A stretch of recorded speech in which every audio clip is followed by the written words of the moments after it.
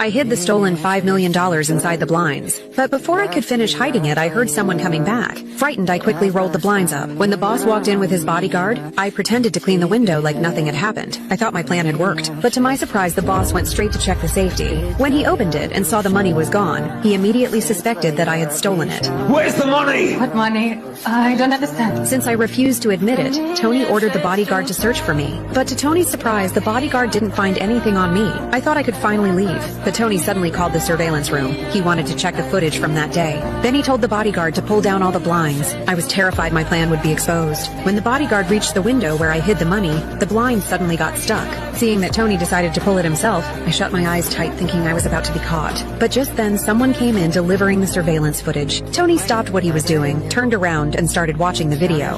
I knew it was only a matter of time before they found out, so I pretended to faint and hit the glass. Luckily, a stack of cash fell down. While they weren't paying attention, I quickly picked it up and slipped it into my pocket, then secretly put it into a nearby bag. After that, I pointed at the screen and said, "The bodyguard's bag looks suspicious," hinting that Tony should check it. Tony immediately stood up and opened the bag. Sure enough, he found a stack of cash inside. Sir, I don't know what is this. Shut up. Sit down now.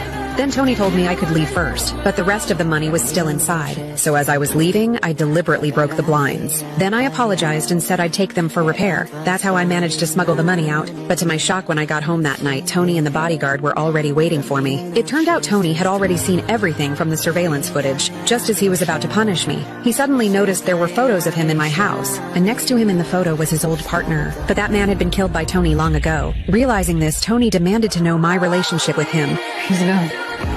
The truth was, I disguised myself as a cleaner just to take back what rightfully belonged to my father. But in the end, Tony still found out. Then he ordered the bodyguard to open the blinds and take back the money. But to everyone's surprise, inside were not stacks of cash, but rows of printed documents. They were all evidence proving Tony had framed my father. I was going to hand them over to the police and avenge him. Seeing this, Tony flew into a rage. He signaled the bodyguard to kill me. But instead, the bodyguard turned him on and held him down. He quickly told me to open the door. Then 2 police officers came in. Tony was stunned to realize that the bodyguard had actually been an undercover cop all along, working to gather evidence and arrest him. I was credited for helping with the case and finally reclaimed everything that belonged to my father.